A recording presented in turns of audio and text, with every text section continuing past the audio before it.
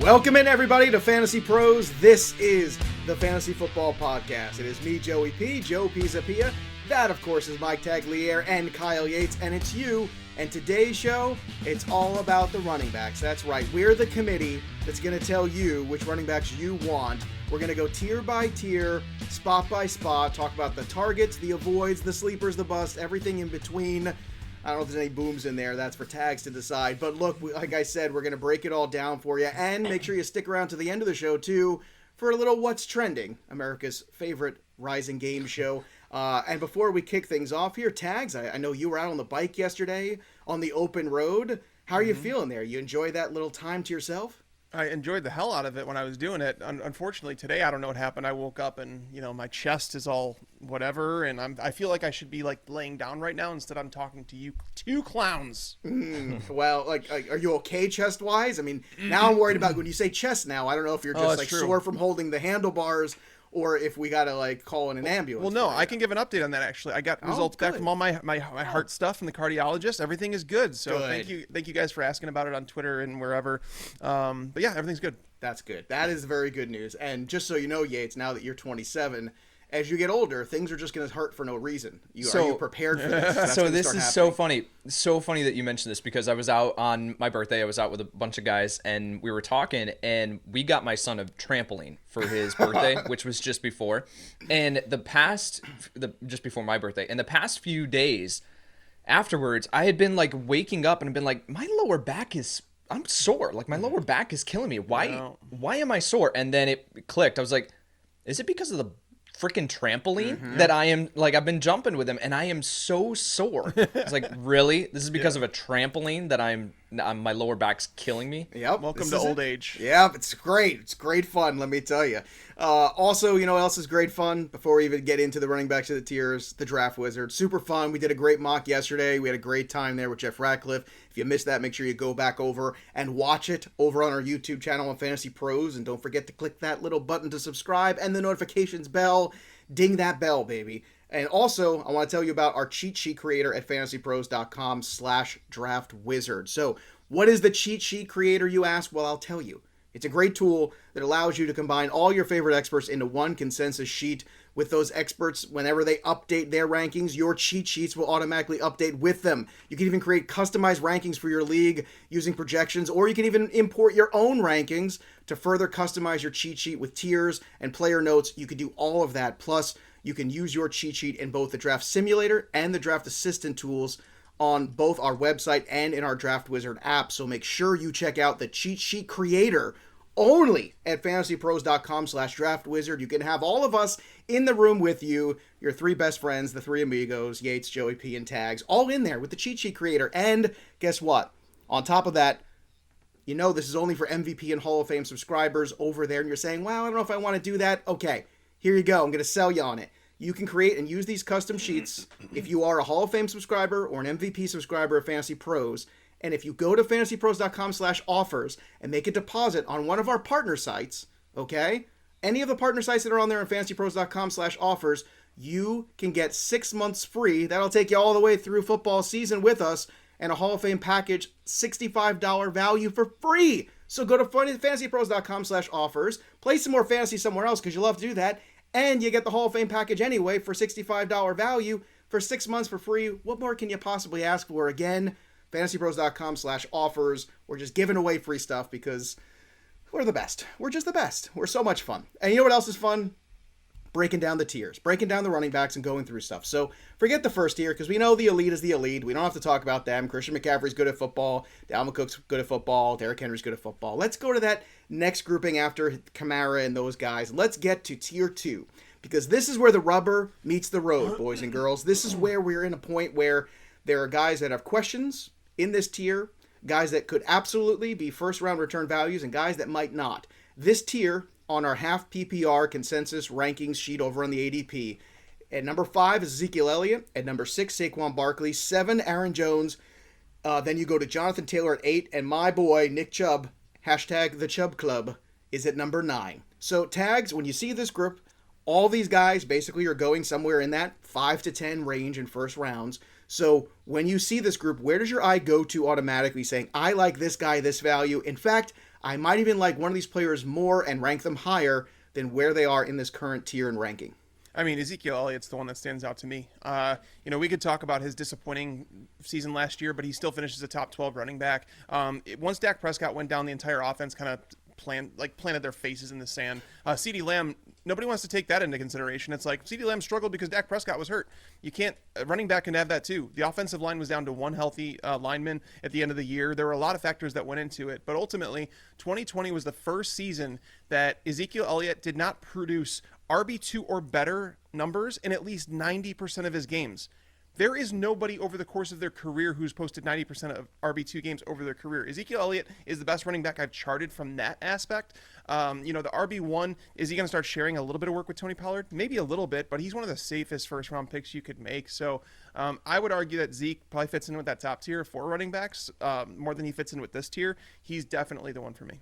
All right, Yates, are you in that same mind? Are you in the camp of Ezekiel Elliott, still safe, take last year, throw it out the window, and just go back and say, hey, in the 5th spot, if I can get Ezekiel Elliott, whether it's half point or even full PPR, you feel like I at least locked down that RB1 position? Yeah, with Zeke, I think the perception, and again, this is going back to what we've talked about previously with some of towards the end of last year and how that plays a perception in what we think of moving into next year. With Zeke, from weeks 1 through 5, when Dak was healthy, I forget the split. I was trying to look it up while Tags was talking. I couldn't find it. He was insane. He was performing at a ridiculous rate. And then once we saw Dak leave the lineup, he fell off a cliff and yet still finished, as Tags mentioned, as a top 12 running back. So with Zeke, we have that sample size from the beginning of the year, and that's a long time ago. We have to talk about that. This is a long time ago, and we have this larger sample size of Zeke being a disappointment for fantasy football. But when you sit down and you look at the numbers, you break it down and you say, man, this offense is still going to be cooking with Dak Prescott. And, the shoulder injury right now with Dak, I'm not worried about that. He's going to be healthy for week 1. He's going to be out there ready to roll. So with Zeke, I do think that he is an extremely safe option. And he does come with ridiculous upside where I wouldn't be shocked if he finishes as a top 3 running back this year. I think that he's got that upside.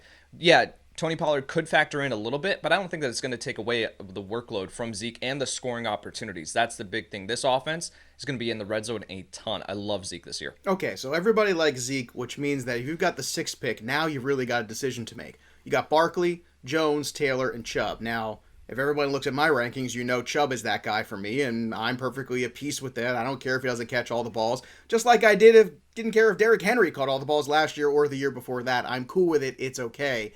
Yates, when you look at the rest of this bunch, let's say you are 6 on the board right now. Are you somebody that would take the upside of Barkley because you know what the talent is?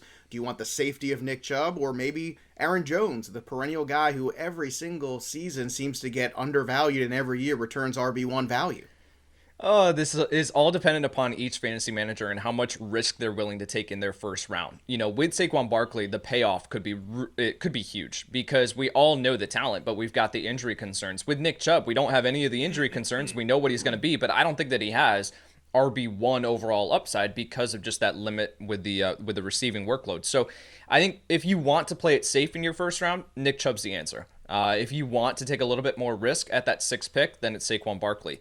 Aaron Jones is definitely in that conversation for me. I've got him at RB7 on the year, and I think that he's going to be, have massive scoring opportunities again with Aaron Rodgers now back in Green Bay. But, I think I've got him in that territory, but it all just depends on how you want to play it. All right, Tags, how do you want to play it? Because I think Yates makes a good point. If you're playing for maybe a big money league, let's say you're in an NFFC satellite or something like that, you're playing, maybe Chubb is the right way to go, or maybe you want to go the other direction if you're trying to win an overall kind of contest with a Saquon Barkley, or if you're in a league for fun and you're just looking for upside and you got a really good plan in a 10-team league, I can understand going with Barkley because there's more replacement value if things start off slow. But how do you see the rest of this tier after Elliott? If he's the safe guy, who is the next guy up at 6 for you that you would actually push up to that level? The correct answer is Aaron Jones. I'm saying that because Aaron Jones. So the situation with Jamaal Williams the last couple of years, Jamaal Williams was eating into his workload a little bit. Aaron Jones still finishes a top 5 running back in each of the last 2 years.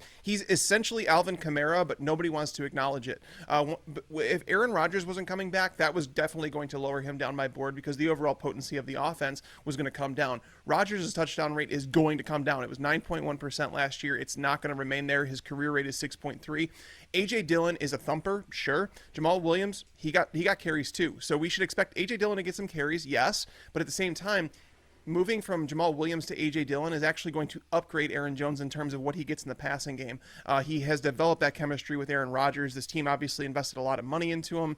There is zero concern I have about Aaron Jones. And I honestly don't understand why more people aren't saying it's possible that he should be drafted over Alvin Kamara, because Kamara has more questions about the offense in general right now, because it's just so centralized on that run game. And it's like, can teams say, hey, we're just going to leave the wide receivers in man coverage on the outside and force you guys to beat us that way? There's a lot of concerns, but Aaron Jones, I have zero concerns about. He's just a superstar in every way. He outperforms expectations. Barkley, the reason I'm saying that Barkley's not in that conversation, Barkley would be the guy if he were 100% healthy, but he's obviously being eased back in by the Giants. They said they're taking a long-term approach, and this all comes back to the risk. You don't take risk in the first round. I think this is something that we've learned. It's a valuable lesson to say, hey, you're not going to win your fantasy league in the first round, but you can help yourself lose it. And if Saquon Barkley, tries to come back and for whatever reason he takes a hit on that knee and it's like, all right, now we're going to really limit his touches, then you're screwing yourself. Aaron Jones is going to play. He's going to be great. Nick Chubb, limited. As Yates said, Nick Chubb is a safe first-round pick. I'm not going to fault anybody for taking him, but so is Aaron Jones, and Aaron Jones has the upside to finish as the RB1, whereas Chubb doesn't have that unless there's an injury to Kareem Hunt. Now, look, and I understand that concept too, and I just love the safety of Nick Chubb. I also think the identity of the Browns' offense is Nick Chubb, and that's something that I love, where the identity of the Packers' offense is Aaron Rodgers, Devontae Adams, still for me. Aaron Jones, very important, but this is kind of the same thing when you go back and you look at the Derrick Henry trajectory. And let's not forget, it's only a couple years ago, Nick Chubb was right there neck and neck with Derrick Henry for that rushing title. I think he could be right there again with him this year. Well, here's the question I have, though, Joe. Imagine for a second that Kareem Hunt is not on the Browns roster. Sure. Where would you draft him? And a lot of people would say they draft him as RB3 or RB4. Yeah, I would say 4. So by saying you're going to take him RB5, you're saying that Kareem Hunt essentially doesn't matter.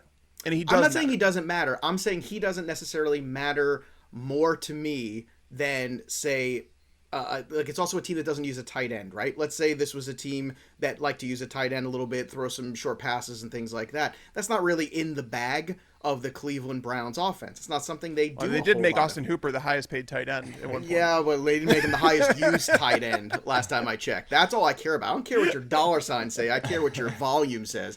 And look, he is not thrilling. He had anything. an appendectomy, damn it. I don't care what he had. He wasn't there.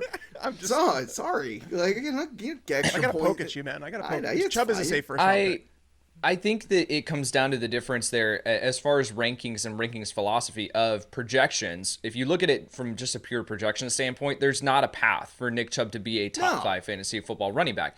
But if you want to build in your rankings the safety versus risk argument and stuff like that, that's where Nick Chubb can move up into that territory. Yeah, like I said, something you could lock in and depend on every single week that has a floor and a ceiling attached to it and is the identity of the offense. Yates, with the Carson Wentz injury, with the Nelson injury going on with the Colts, does this knock Taylor for you out of this tier?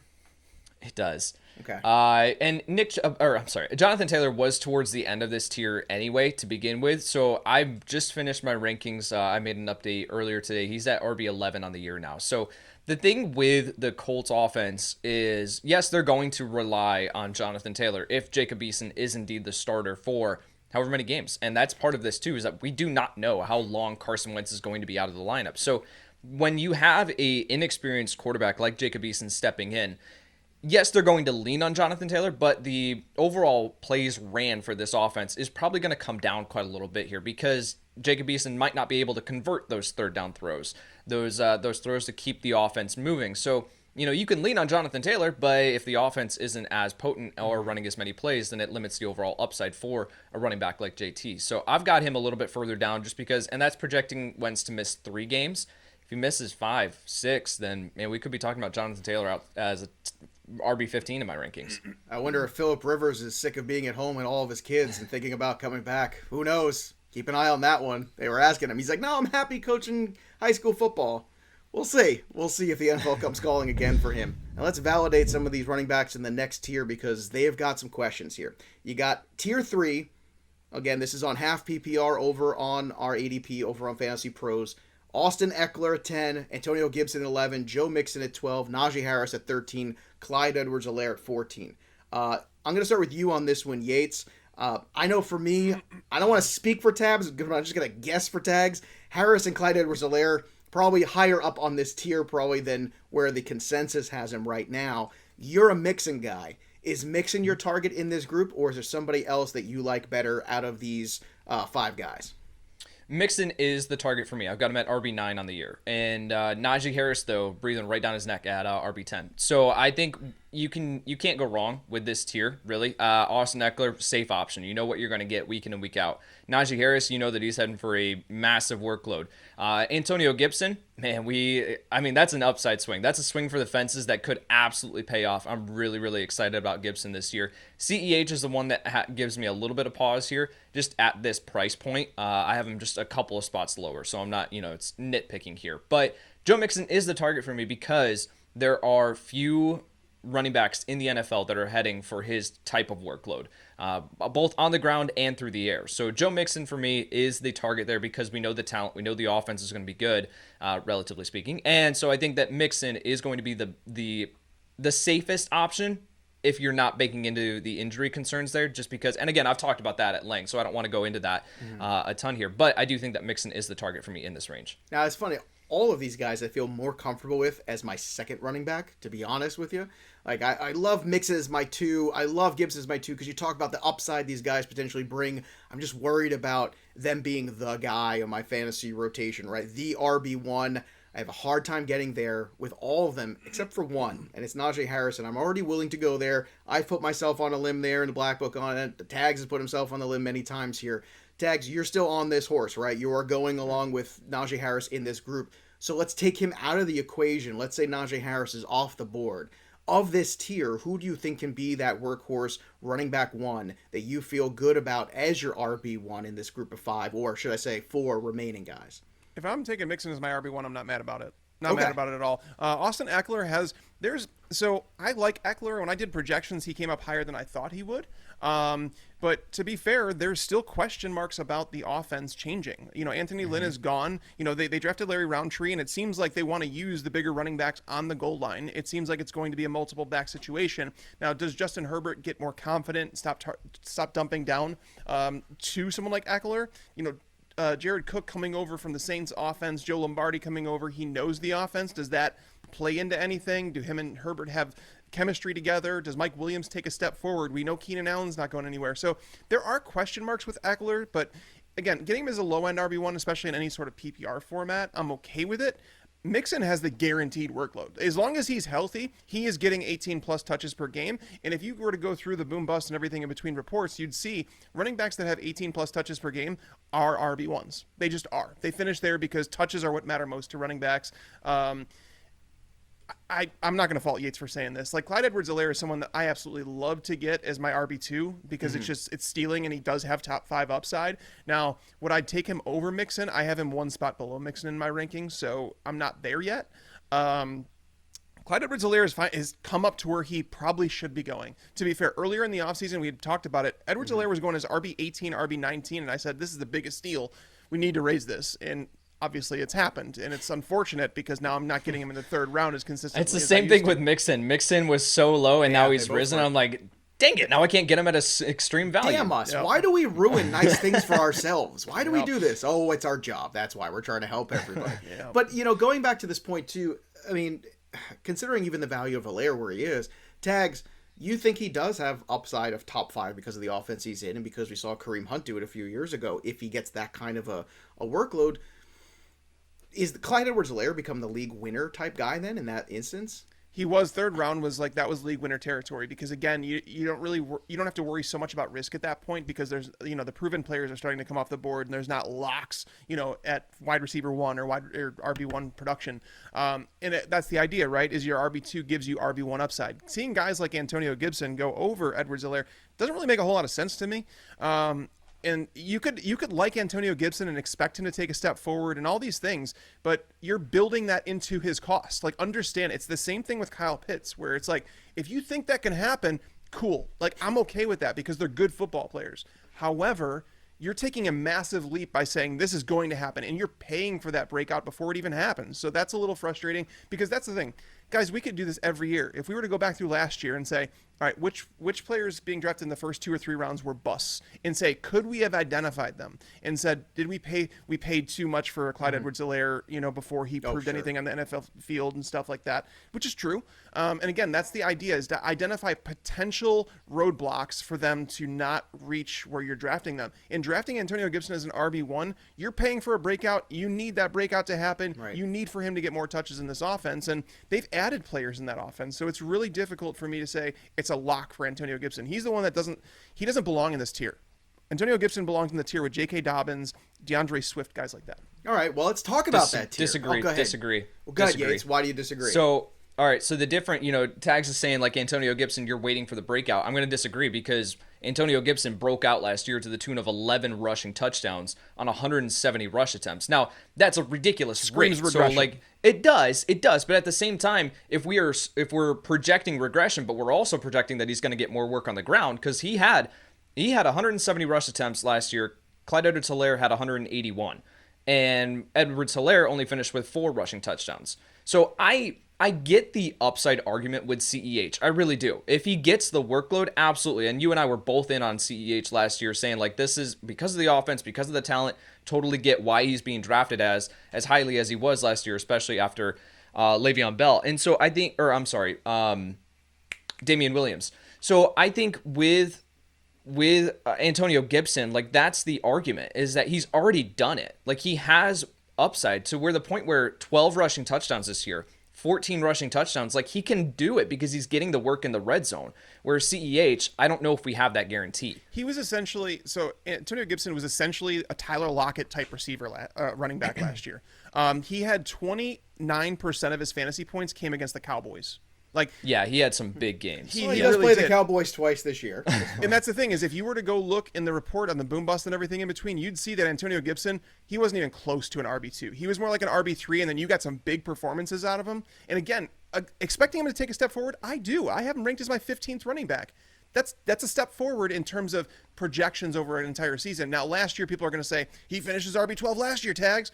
He had all those touchdowns. There were a lot of injuries to the top players on the board. Obviously, that's going to slide him up a bit. But really, it's just breaking down his games and saying he rushed for more than 94 yards twice the entire season. They added Curtis Samuel, a guy who's going to steal some targets over the intermediate area of the field. He's going to steal some carries. J.D. McKissick's still on this football team. Do they automatically say, oh, he's not involved at all anymore? And it's like, I can see this happening. I can see them saying, we're going to fade McKissick and he's going to get 20 targets all season. I could see them doing that, I guess. But again, I don't want to pay for that to happen. Because if you pay for Antonio Gibson in front of someone like Joe Mixon, in front of someone like Najee Harris, who are guaranteed 18-plus touches per game, I think it's a mistake. I mean, I can make the case to put Gibson at RB13. Okay, I could see that. But as an RB1, you're taking too many chances. Let me ask you guys a question about this. Do you prefer a start to a team that is Stephon Diggs and Antonio Gibson, or Nick Chubb and Antonio Gibson?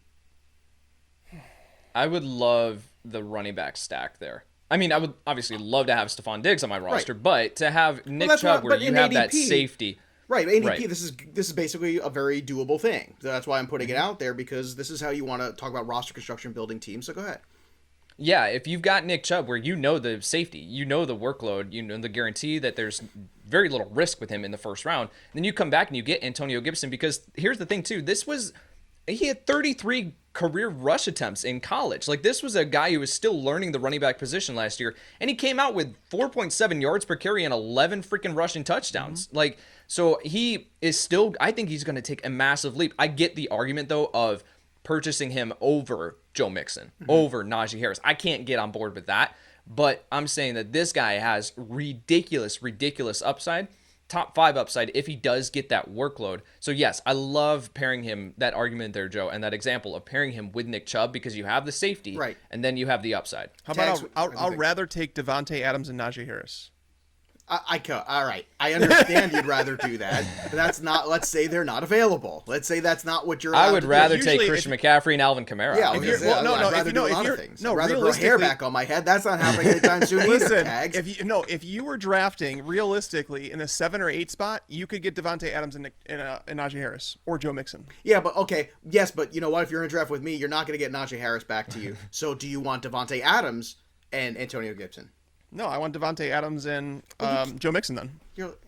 Okay. All right. God. Way to avoid the question. All right. Let's go to the next thing. I don't want Antonio Gibson in the second round. If I get him in the third round, I'm stoked. I'm happy about it. Yeah. If Well, I get him you also living in fantasy land where I also have hair, like, glorious flowing locks, kind of thing here. Like Chris Hemsworth or something. All right. Let's go to the next one here. Tier 4. Now, this is a tier I like a lot. I see a lot of value here. We're going to do 15 through 20, 20 through 25. There's a lot of names that I've been targeting, and I love this group, especially because I play a lot of Superflex, and this is the group that after I take that quarterback in the first round, I love to double up on some of these guys. Sometimes I get Clyde Edwards-Helaire with one of these guys. You got DeAndre Swift at 15, J.K. Dobbins at 16, then Chris Carson, David Montgomery, Miles Sanders, Josh Jacobs. For me, I love this cluster of Dobbins, Carson, Montgomery.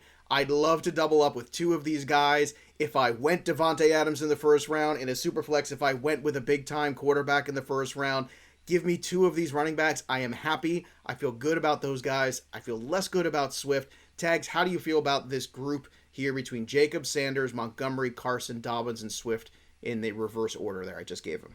I mean, Dobbins is the ideal RB2, yes. where, we understand that there's limitations. It's the whole Antonio Gibson idea, right? It's going back to the idea that you're able to get a running back that does have top 5 potential if he's utilized more in the passing game, if he scores double-digit touchdowns. We understand all those things. And to be fair, like, even if we go back to we had a 3-headed timeshare last year. Mark Ingram, Gus Edwards, and J.K. Dobbins. If we go back to 2019, it was just Mark Ingram and Gus Edwards. Mark Ingram wasn't heavily involved in the passing game, but he finished, I think, as the RB6 or RB7 that year. So there's definitely upside for them to finish in that territory, especially now that Ingram's out of the way, because Gus Edwards doesn't catch any passes. So unless you think that they're going to involve Justice Hill, we're going to see him utilized more in that passing game. But again, it comes back to the idea. You don't want to pay for those things that you're hoping happen. So Dobbins as your RB2, as these 15th, 16th running back off the board, I am 100% down with getting him in the third round if you want to go that route. Chris Carson's one of the safer ones. He's had struggles staying healthy, because if Chris Carson was someone that could remain on the field, I think we'd see him in tier 3 conversation, up there with guys like Antonio Gibson. Well, that's why you got to take advantage of the guys in this tier that, like, you take advantage of. Montgomery finishes an RB1, he's going in tier 4. You just nailed it with Chris Carson, right? A guy that obviously, if he stayed healthy, he would be higher. Great. Give him to me as the value in 4. Dobbins, the same kind of thing. Yates, when you're looking at this group of 5 here, who do you want and who do you want to avoid? Maybe even more importantly. Yeah, Chris Carson is going to be my main target in this territory just because of the offense that he's in. We know that they've made significant strides with bringing Shane Waldron in to fix the issues that were going on last year. So I think this offense is going to be rolling again this year, scoring opportunities. We know the workload that Chris Carson is going to get. So it does come down to the injury concerns, and it all depends on who you drafted as your RB1. If I drafted Joe Mixon to be my RB1, I might not want to stack him with Chris Carson just because we do have some of those injury concerns with both of those guys. So wanting to that's the roster construction argument and philosophy, just wanting to balance it out a little bit. But in a vacuum, Chris Carson is the guy that I want in this territory. Tags, you alluded to Mark Ingram in 2019, only 202 rush attempts, 5 yards per carry, so he finished with over 1,000 rushing yards, 10 rushing touchdowns, finished as the RB8 with only 29 targets on the season. So there is an opportunity for J.K. Dobbins and Dobbins is a better running back than Mark Ingram. So we can see Dobbins just absolutely emerge and finish as a top 12 running back. Again, it's the same argument with Nick Chubb. I don't think that he has the top 5 upside because of that cap on his receiving workload, though. So David Montgomery, he's a safe option. I don't know if I'm going to be, viewing him as, the RB4 like he was last year. But Tariq Cohen, sounds like he's coming back slowly off of this injury. You do have guys like Damien Williams here in the fold, Khalil Herbert that they drafted later on that, these guys could step into that role. But David Montgomery, extremely, extremely safe option. So it all depends on what I did with my first pick at running back. If I grabbed a Joe Mixon, a guy like David Montgomery is a perfect strategy to pair him with. Are you running away from someone in that cluster? DeAndre Swift. DeAndre Swift at RB15 is especially going. It's all in comparison to who he's going ahead of. With J.K. Dobbins, I'd rather have Dobbins. I'd rather have Carson. I'd rather have Montgomery. Yep. You start to get into Miles Sanders, Josh Jacobs. It's like, okay, they're all on the same kind of cluster for me. Darrell Henderson, I would rather have Darrell Henderson over DeAndre Swift this year. So just because of the offense. The offenses are going to be, you have a top 5 scoring offense, and then you have a bottom 5 scoring offense. So I will take the top 5 scoring offense there with Darrell Henderson. This is why the cheat sheet creator is such a cool thing when you're using the draft assistant in your drafts, because you're going to see the board and what everybody else sees, and then when you have us in there with you talking about things like where we have Swift compared to everybody else, there's value there to be had. You might be able to, at a turn, take a player and then wait, let somebody else take Swift, and maybe somebody else goes, and then maybe Dobbins, Carson, or somebody like that go back to you when it turns back around. Tags, who's the guy in this cluster you're avoiding? Yeah, I mean, DeAndre Swift at his cost doesn't make a whole lot of sense. I agree with Yates. I would also take Darrell Henderson over him. I mean, I just don't feel great. I want to feel better about the running backs in this tier. And like you were saying, you like this tier. This is typically where I'm drafting wide receivers. I'm usually getting a running back or 2 in the first 3 rounds, and I'm getting guys in the top 3 tiers. This tier is a little bit more shaky for me. But again, if you miss out on some of those top tier running backs and you want to grab an RB2, my favorites in this territory are Dobbins, Carson, Darrell Henderson. After that, DeAndre Swift. Is he a talented running back? Absolutely. Is he going to get a lot of touches? Based on what the Lions have done, based on what they've said, it seems like they want it to be a timeshare, and that's going to limit his potential in touches. And the offense, we already know, isn't going to score a whole lot of points. So it's like you're looking for one or the other, and you're really not getting either guaranteed with Swift, which is why he's difficult. Miles Sanders, very talented running back. Jalen Hurts is going to steal some of those touchdowns. The offense in general might not be explosive. We don't know how that's going to work. First-year head coach Nick Sirianni. Josh Jacobs sharing a workload with Kenyon Drake. I don't trust the Raiders coaching staff. It's the same reason that I know we're not doing quarterbacks right now, but, Derek Carr, we talk about being a safe option in 2 QB formats. I don't even know if he is anymore. And I'm saying that because I don't trust John Gruden to say, hey, we're struggling as a team, and we're going to blame you, Derek Carr, because you're the damn quarterback for this team. If they go to Mariota, trust me, they're going to get worse. Mariota's not a good quarterback. Going down the list, like David Montgomery, I don't think he presents top 10 upside anymore. I don't. I think if Tariq Cohen was out of the picture, if Damien Williams was out of the picture, there was nobody else. It was Ryan Nall behind him. There was no one. So therefore, you take away, you add Justin Fields. Again, a mobile quarterback should help his efficiency and a yards per carry standpoint, but it's going to remove some of those rushing touchdowns around the goal line. And then you factor in, they lost both starting tackles. We have no idea if Tevin Jenkins is going to walk in and be top 3 tackles, actually. Their top 3 tackles are all out with an injury, which is just... It's great. I'm tilting. It's fine. So that's what I'm saying is so David Montgomery, he has some warts on him. Is he safe in terms of a guy that's going to get 240 plus carries? Probably. But it's his usage in the passing volume game. Is king. That's what you keep telling me. And can someone explain to me this Tariq Cohen love that seems to know no boundaries? Matt Nagy likes Tariq Cohen. That's all that matters. Matt Nagy also liked Cordarrelle Patterson. Yeah, but that didn't bother anybody yet last year either. It didn't hurt Montgomery's numbers at the end of the day at all. I'm not saying he can't be involved. Montgomery was not good through the first 10 weeks of the season. No, he wasn't. But man, he was pretty darn good in the last. He was. It's the same thing with Jonathan Taylor, where that's why I thought Jonathan Taylor was being overdrafted. I think David Montgomery's price is fine. Right. Yeah. Oh, it's a good price. If he were going around the RB12 range, I'd be laughing at people. But the fact that he's going here... He's going at 18. He's moved up, actually, because he was RB22 not too long ago. Wow, you could blame me for that one. You guys take the heat on the rest. I'll take the heat on David Montgomery. So let's go after it to this next grouping of 5 in Tier 4. We're still in Tier 4. It's a big tier. Darrell Henderson at 21, Gaskin at 22, Mike Davis at 23, Kareem Hunt at 24, and Travis Etienne at 25. I've got a ton of Travis Etienne. Whenever he's on the board, I tend to, especially in the PPR format, go a little bit more aggressively for Etienne. I look at Mike Davis. That's the other guy in this grouping that I'm circling for me. Tags, when you look at this next 5 guys, you've talked a lot about Henderson and Gaskin. Is this the order you like them in too, or do you have a different order because it's Henderson, Gaskin, Davis, Hunt, Etienne in terms of the way they're going off the board currently? Yeah, Etienne is definitely someone that's up there. I have Darrell Henderson as the leader in this one, but it's Etienne after that because most of the time you're able to get Travis Etienne as your RB3 or flex for your team, and that's just nothing but profit, right?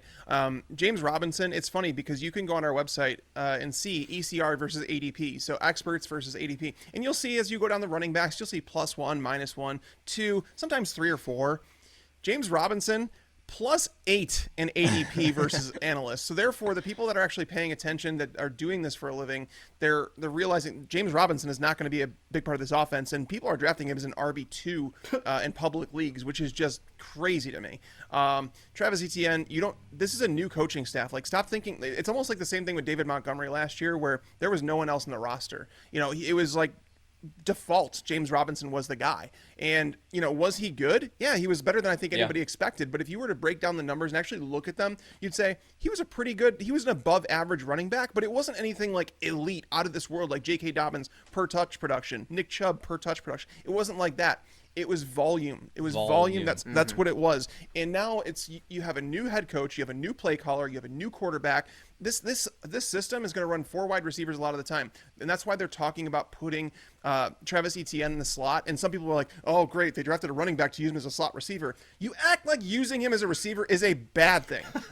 Targets are worth 2.5 times as much as a carry. So if they're lining him up in the slot, bravo. Yay. It just means you're getting creative with the offense. That's all you're doing. So getting him as your RB3 or flex, it's the same thing with like a Chase Edmonds, right? Where these players have nothing but upside that you're shooting for. That they're going to give you, especially in like a half PPR, a full PPR format, they're going to give you RB3 performances more often than not, which is nothing to write home about. But this is the territory where they're being drafted, so take advantage of that. I love him as a flex RB. I've got him at flex RB in so many of the mocks that we've done here at Fantasy Pros, and so many of my actual drafts too. And there's been a couple times where, I loaded up heavy on wide receiver because that's what the board looked like, and he ended up being part of a cluster of potential RB2s for me, where I took him and a Mike Davis or somebody else. I'm like, okay, I'll figure it out with those two guys in the RB2 slot. One of them will be like a flex guy. Hopefully one of them performs like an RB2 most weeks. And I'm at peace with that. There's upside, there's talent, there's involvement, there's volume, there's opportunity. There's so many things when it comes to Etienne. When you look at this cluster here, Yates, how do you see this grouping? Are you still Darrell Henderson where he is? Because I struggle with that a little bit too. I'm just not willing to give up to Darrell Henderson quite yet. Maybe it's because I had so many problems last year with that backfield trying to get it right, and I got it wrong every single week. Yeah, sure. I think with this backfield, let's talk about LA really quick. I think that there are some concerns being carried over from last year, but yet at the same time, when you look at the depth chart, it's the David Montgomery, it's Xavier Jones, it's Jake Funk, and it's Raymond Calais. None of those guys are going to take away significant work away from Darrell Henderson. And I talked about this. This is a top 5 scoring offense. This is not going to be like Chicago last year, where it's a terrible offense, but David Montgomery is just getting a ton of work. It's not going to be James Robinson, where Jacksonville's a terrible offense, but he's getting a ton of work, and he's still going to be a safe option. Darrell Henderson has top 10 fantasy football upside this year, because when you look at the numbers over Cam Akers, he was actually like a better running back than Cam Akers last year. So I think Darrell Henderson, him being moved on from was super weird when it happened. Like him being completely phased out of the offense. I don't know what that was all about. It shouldn't have happened, but it did. Darrell Henderson this year is the guy that I'm targeting in this cluster. I like I like 4 out of the 5 guys here. I really like Darrell Henderson. I really like Myles Gaskin this year.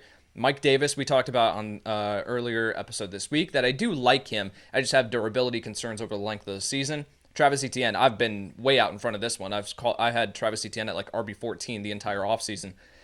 Kareem Hunt is the one in this tier that I'm like, I don't understand why he's still here. Like, yeah. I don't understand it. Like, he is going to be enough of a nuisance to Nick Chubb, where he's going to take away enough work, but it's not going to be enough work that gives him sustainable fantasy value, especially to the point of RB24 in ECR. I don't understand that one. Man, I'm with you. And it's so weird because last year I was very Kareem Hunt pro. Right. Like, you remember I would come on these shows talking about they were both going to finish as RB1s, and they did. And I was all for that. And after that finish of the season, I don't know. I just saw an even better version of Nick Chubb that I thought was even available to me. And I just feel like it's not that Kareem Hunt's going to get phased out, but like you said, it's going to be more of a nuisance. But I don't think he has nearly the same value as the other players on the board in that same cluster. That's how I see it. How do you see Kareem Hunt? Because, Tags, we talked a lot about Chubb. We talked a lot about all these other guys, but we haven't talked about Hunt. Is he somebody that you're targeting at all? Not really. His ADP was showing for me when I did the article. at RB22, and I thought it was too high. And then I broke down the numbers and I looked at it. He actually finished as an RB2 or better 56.3% of the time, which is solid. I know Chubb missed a couple games, and Hunt was actually better when Chubb was on the field too, which is really weird. Yeah. You thought Kareem Hunt would be a league winner for that? It's not, because I think that, remember what I said earlier about that whole thing, that intermediate passing game's a little wonky there for them. So maybe it's that Kareem Hunt, when all of a sudden Chubb's on the field and all of a sudden everybody has to come up a little bit, opens up some things you can do with a guy like Kareem Hunt in space. Well, yeah, Kareem Hunt's, it's still the same argument that I had against him last year. I didn't like Kareem Hunt as much as you last year. And you could say he finished as an RB1. He wasn't an RB1. But Kareem Hunt was someone that was, so did Tyler Lockett. But no, in reality, what I'm saying is that Kareem Hunt is someone that has multi-use, where you could use him as an RB3 as a flex, RB2 if you're in a pinch, and then he also has the handcuff value, or if anything were to happen at Chubb, you're obviously going to plug him in. I'm not so worried about last year. I still believe that he would be an RB1 if Chubb went down. People talked about it saying, hey, if Nick Chubb wasn't part of the picture, how high would you draft Kareem Hunt? He'd be a top 5 pick most likely behind this offensive line in this offense. So the fact that James Robinson is going close to him in drafts, I would 100% take Kareem Hunt every single time. That's fair. I would take Mike Davis over him. I believe Kareem Hunt, he falls into the Chase Edmonds territory for me. Edmonds is someone that I know he's going to give me RB3 numbers more often than not, flex numbers. And that's in a worst case scenario, because even going back to last year, he offered RB3 numbers, flex numbers more often than he didn't. And that was with Kenyon Drake stealing basically, I think it was like 17, 18 touches per game. So if he gets a bigger role, it could be an Austin Ekeler type breakout for Chase Edmonds. So again, getting him as your RB3, that's kind of how I feel about Hunt, where it's like we know the floor and what we're hoping for is that ceiling. Just for clarification, I never said he played like or would play like an RB1. I said they were going to be both RB1s, and they both he would were finish RB1s. as an RB1, because I think that's what Cleveland is finding. They're old school. We're going to run the football. We're going to be careful with the football, because Baker Mayfield gets a little outlawish sometimes and a little too gunslingery. And we're going to play defense. Guess what? It worked. It worked so well, it almost got them to the big dance. Like it really worked last year. And I think there's reason to be excited about Cleveland. That division is going to be fascinating. I mean, I cannot wait to as watch a team. the games. Honestly, as a team, like I know Yates keeps track of all the depth charts, and when you go through the Browns as a team, they're one of the most talented teams in the NFL. It's ridiculous. Their defense is so much fun. Yates, their defense is really good. They have depth in a lot of spots too. It's a good football team. They just got to limit the mistakes, and if they do that, they're going to be dangerous again. Let's get to this last tier as well here, because Chase Edmonds leads the tier 5 guys. And look, tier 5 is about taking calculated shots. Okay, I think everybody's got their guys and their stayaways, and I know we know some of them already, so I don't want to belabor too many. But let's run down the tier 5 guys: Chase Edmonds, Melvin Gordon, Raheem Mostert, Damien Harris, Javonte Williams, James Robinson, Ronald Jones, David Johnson, Leonard Fournette, James Conner, Zach Moss, and Michael Carter and Trey Sermon bringing up the rear. Now, I don't know about you guys. I kind of am perfectly fine if I don't get Javonte Williams. I'd rather wait this out, take shots on Trey Sermon and Michael Carter. That is my approach with this tier. I don't want to be involved in these running backs by committee, although yesterday in Amaka I did take my first James Conner share just because it made sense. I was like, let's just take James Conner here and see what happens, right? But to me, that's my approach with this group. Wait it out, try to get one of the rookies, because I think the upside lies with them. And wouldn't you guys say, too, Tags, that most of the fantasy football fans are more casual? They're a little less aware of these deeper rookies, right? Maybe they don't all watch college football. Michael Carter, Trey Sermon are kind of new, and they're not getting nearly the same kind of hype as Najee Harris is getting or Travis Etienne. I mean, they're not. Michael Carter wasn't. He was a 4th round pick. That's Right. why he's not getting that. Trey Sermon, there's been reports saying that he could be the starter and that Raheem Mostert could be the guy that he comes in when the defense is worn down and they utilize that speed in the open field. I mean, cool. Like, honestly, I said that there was always a chance that Trey Sermon was going to have this because, again, the 49ers don't have much draft equity over the next couple of years, and the fact that they traded up to get Trey Sermon tells you that they love him as a player.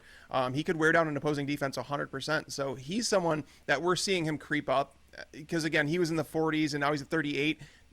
In my drafts that I'm going to be doing, I know 100% of the time he's going to be going as a top 35 running back, if not top 32, because it's almost like the Ronald Jones conversation. You're just you're drafting him as a guy that that's going to be part of a timeshare, but you're hoping he kind of takes that next step and that they utilize him more because he might be the best running back on the team. Ronald Jones is definitely the best running back in Tampa Bay. Whether or not Bruce Arians uses him as such, that's a different story. But basically, in training camp, the stories that you're hearing out of there, and Ronald Jones is in this tier, is why I'm talking about him.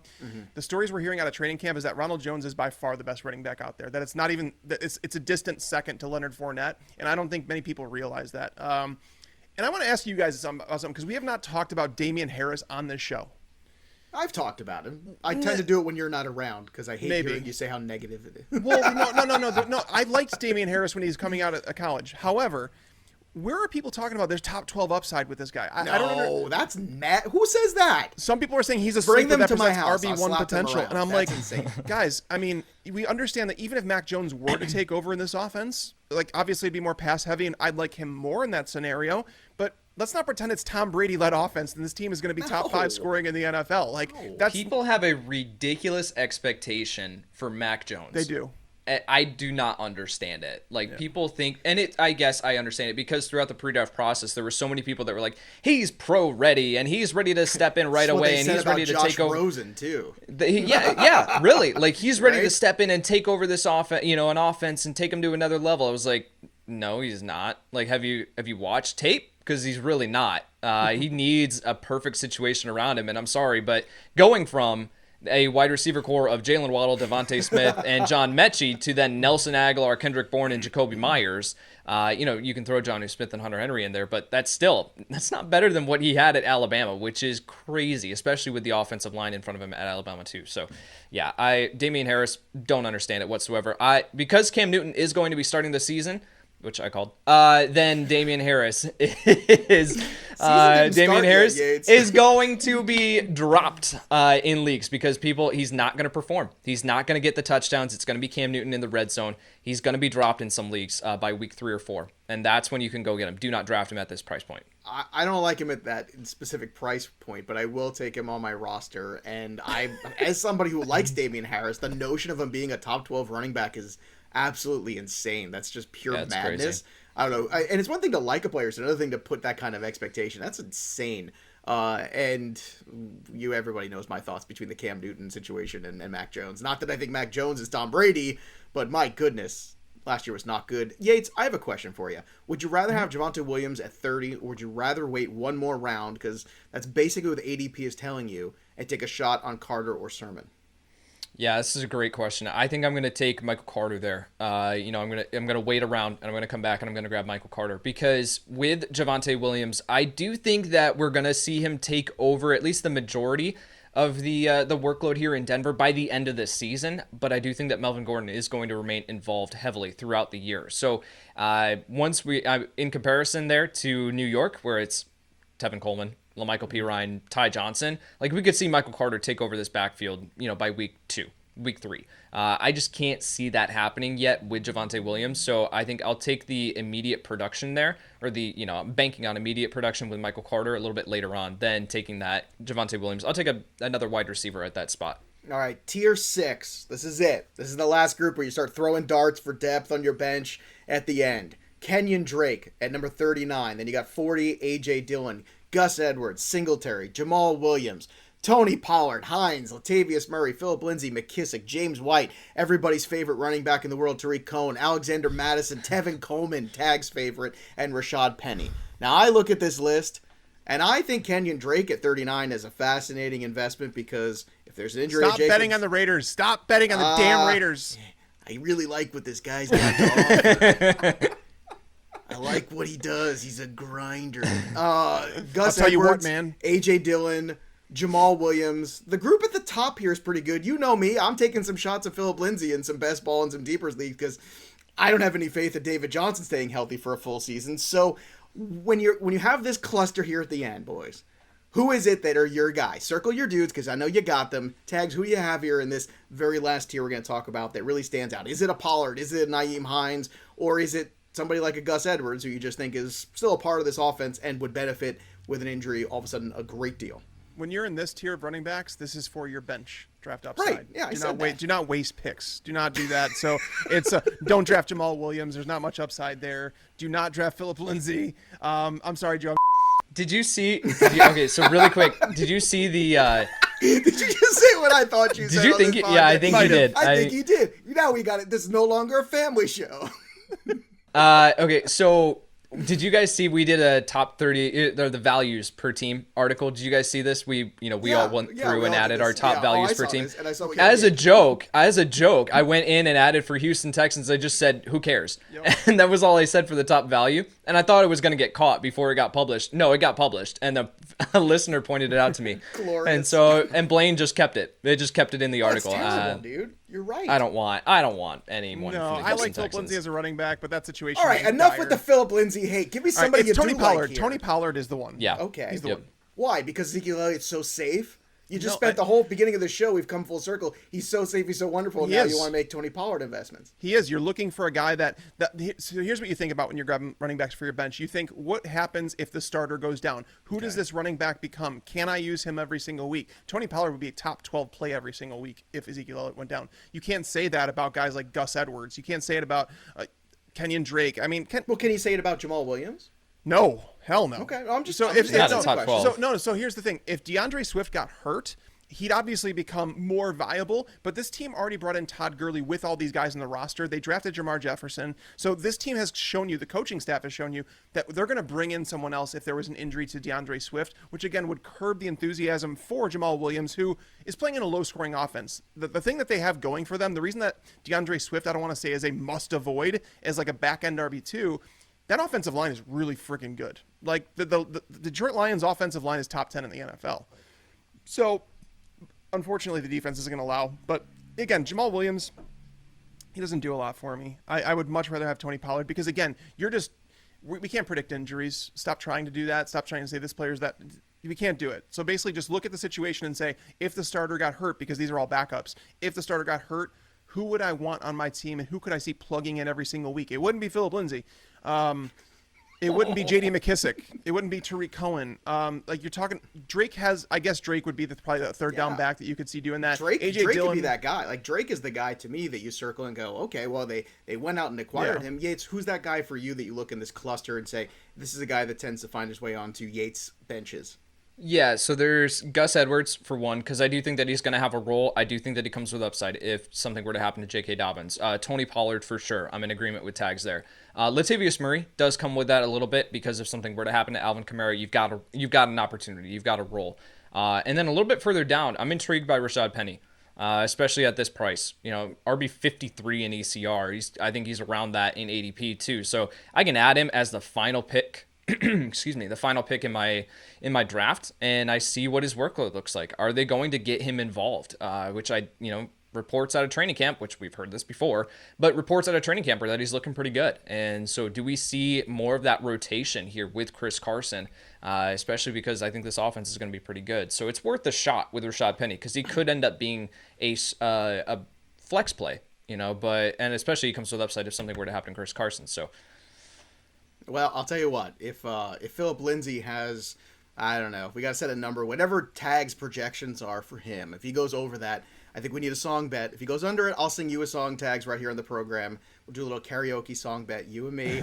The winner chooses the song the other person has to sing. You think about that, and tomorrow I want your answer on that.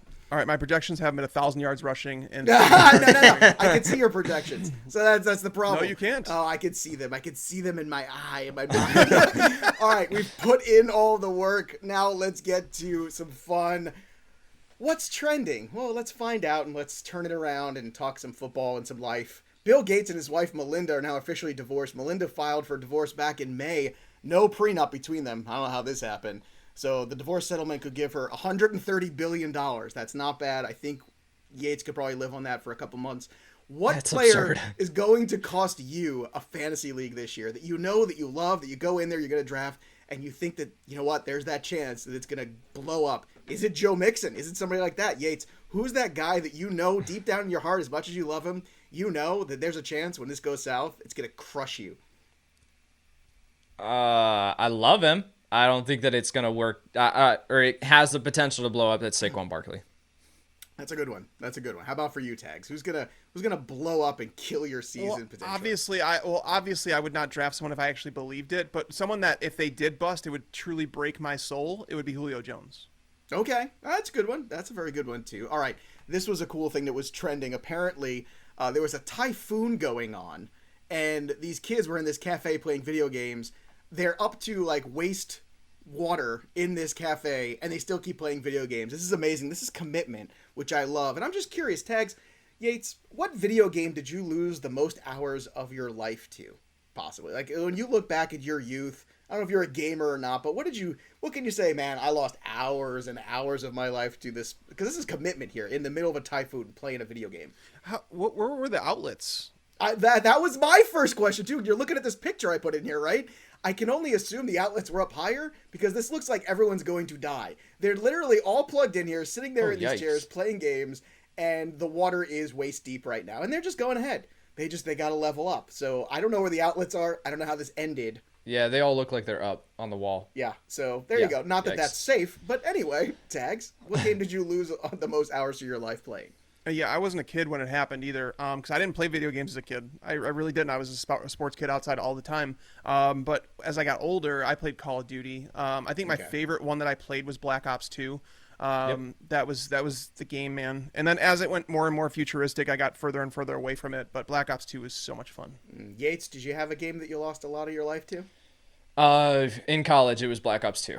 My roommates and I would just come home. We would all come home from work, and we would just sit down and we would play Black Ops 2 for hours and hours and hours. That game was fantastic. And just like Tags, as it got more and more futuristic and stuff like that, I strayed away from it. But now with Warzone, I'm playing Warzone a ton too. Yeah, for me, it was NHL 2000. We played that game to death. That was going to be the other. NHL that was going to be the other ones. You can make your own guys. Any game where you can make your own players and make your own names of play. That's what we want to do. We definitely have. Do you have the guy that was like 6'8", 300 pounds playing center? So great. It's such a great game. NHL 2000 on EA was so good. That and Madden, and of course, Metal Gear Solid Snake. I played and beat that game so many times and just kept playing because it was so great. But I don't care if I don't sound cool. Last year, I lost a lot of my hours of my life playing Animal Crossing with my kids. And without my kids. Not gonna lie, there wasn't much to do. All right, how do you think we got this giant house, kids? Daddy was out there fishing and cutting down trees, okay? Last one here. This guy, Iffy Khan, he turns out to be a bit of a con man. He faked his own death. He's an influencer, I guess, online, and now he's being charged with, faking his own death in a criminal pursuit. Which NFL player that you've written off is going to come back from the dead in 2021? Yates, you have somebody who, this guy can't be good, he can't be terrible. I know Tag's answer is probably Philip Lindsay. What's yours, Yates? AJ Green. Yep. AJ Green, that would be a good one. Yeah, that's coming back from the dead. Is that yours too? Mm-hmm. All right, very good, very good. Well, we learned a lot today, boys and girls. This was fun. I want to remind everybody, make sure you go to fantasypros.com/draftwizard and check out not only all the cool stuff we got with the mock draft wizard, but the cheat sheet creator and all you can get with our draft assistant. And if you want to get that draft assistant and that Hall of Fame package for free, go to fantasypros.com/offers. And all you got to do, again, is enter a contest to claim 6 free months of our Hall of Fame package. That's a $65 value. And boom, just like that, you get the cheat sheet creator at fantasypros.com/draftwizard. I want to thank all the sponsors of today's show. Pristine Auction. Again, that's PRISTINE auction.com. Get a $5 credit with that promo code FantasyPros. And go check out Dynasty Owner. Play fantasy football with real NFL salaries with the real salary cap. Makes it a real challenge. Go to dynastyowner.com today. New leagues are forming. That'll do it for us, but the story of the game goes on. For Tags and Yates, I'm Joey P. We'll see you next time, kids. Thanks for tuning in to the Fantasy Pros YouTube channel. Don't forget to check out our featured videos. And while you're at it, make sure to follow us on Instagram, Facebook, and Twitter at Fantasy Pros, so you can get the latest news and updates to give you the edge you need in your fantasy league.